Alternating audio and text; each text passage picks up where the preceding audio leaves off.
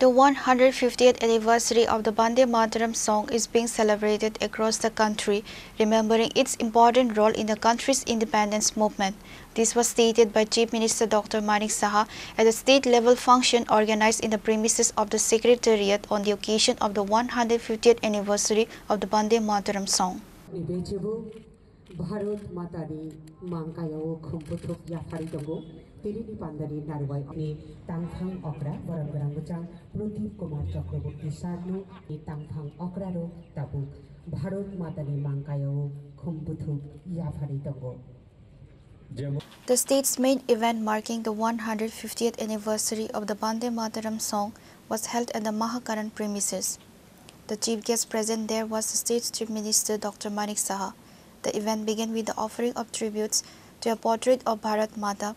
At the event, 150 musicians performed the Vande Mataram song together in unison. Later, while delivering a speech there, Chief Minister Dr. Manik Saha said that on October 1, 2025, the Union Cabinet decided to celebrate the 150th anniversary of the national song Vande Mataram. Recalling the important role of this song in the country's independence movement, the decision was taken to celebrate the 150th anniversary of this song across the nation. On January 24, 1950, the then President of Independent India, Dr. Rajendra Prasad, declared Vande Mataram as the national song. Various year-long programs have been undertaken on the occasion of the 150th anniversary of the Vande Mataram song. These programs will be carried out in 4 phases from November 7, 2025 to November 7, 2026. আমরা স্ক্রিনে বন্দে মাতরম সম্পর্কে আমরা অনেক কিছুই জানলাম। গত 1 October 2025 আমাদের কেন্দ্রীয় মন্ত্রিসভায় এই ন্যাশনাল সং বন্দে মাতরম এর 150তম যে বর্ষপূর্তি সেটাকে উদযাপনের জন্য সিদ্ধান্ত নেওয়া হয়। দেশের আন্দোলনে এই রাষ্ট্রীয় গানটির গুরুত্বপূর্ণ ভূমিকাকে স্মরণ করে দেশ জুড়ে এর 150 বছর পালনের সিদ্ধান্ত নেওয়া হয়।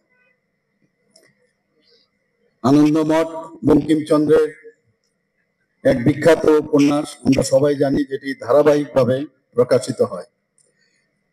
1875 সালের 7 নভেম্বর অক্ষয় নবমীতে বঙ্কিমচন্দ্র চট্টোপাধ্যায় এই বন্দে মাতরম যে রচনা সেটা উনি করেন।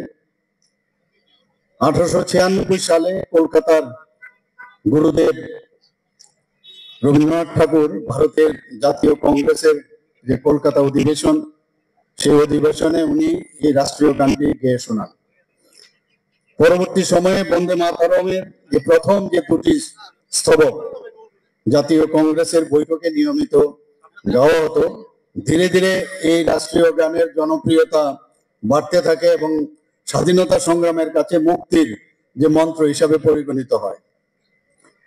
1905 সালে বঙ্গভঙ্গের সময়কালে বন্দে মাতরম রাষ্ট্রীয় সঙ্গীত হিসাবে গাওয়া হয় এবং এই সময়ে রাষ্ট্রীয় গানটি বঙ্গভঙ্গের বিরুদ্ধে একটি গুরুত্বপূর্ণ যে ভূমিকা গ্রহণ করে। 1907 সালে Madam Bikaji Kama, who was one of the prominent figures in the Indian independence, যিনি প্রথম ভারতের বাইরে যেখানে ইন্টারন্যাশনাল সোশ্যালিস্ট কনফারেন্স এট স্টুটগার্ট জার্মানি এই যে ত্রিবর্ণ রঞ্জিত পতাকা উত্তোলন করেন এবং সেখানে এই পতাকায় বন্দে মাতরম শব্দটি লেখা ছিল।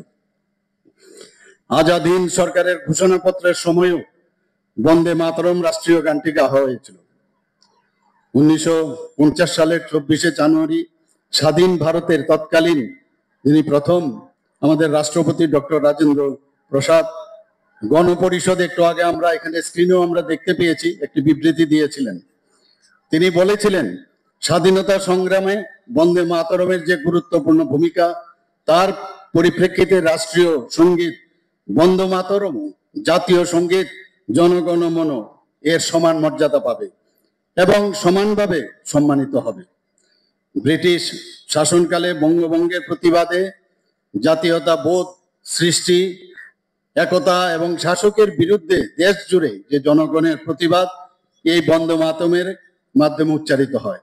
Along with the Chief Minister, the Chief Secretary of the State J.K. Sinha, the Secretary of the Information and Culture Department P.K. Chakravarti, along with secretaries and officials of various departments were also present at the event.